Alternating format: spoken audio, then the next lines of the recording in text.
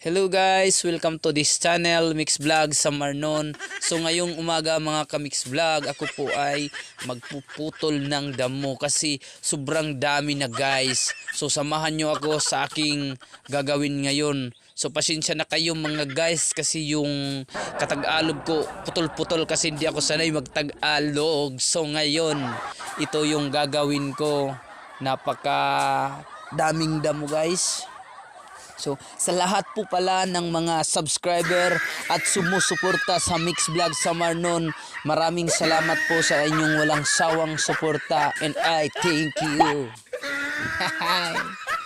So, enjoy lang yung ginagawa ko ngayon kahit mahirap. Ganito talaga yung mga magsasaka sa bundok.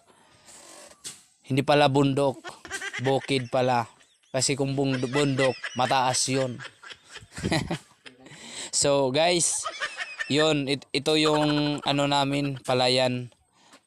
Napakadumi nang masyado. Kaya ngayon, linilinisan na namin. So ito pala yung pamangking ko. Sasali siya ngayon sa gagawin ko sa pagputol ng damo. So guys, kung nakakakilala na kayo sa kanya, ito pala si puti na maitim. Wow. Bakit tinawag siya na puti? Kasi guys, kahit mainit, maputi pa rin siya. So ayun guys. So sana patuloy nyo akong suportahan, hindi kayo magsawa sa aking mga vlog. So marami na guys yung yung viewers, at saka sana hindi nyo i-skip yung ads kasi doon po tayo kumikita. So simula na nakasahod ako guys, matagal na rin ako guys na hindi pa nakasahod ulit kasi nabisi po ako sa trabaho. Marami po akong ginagawa.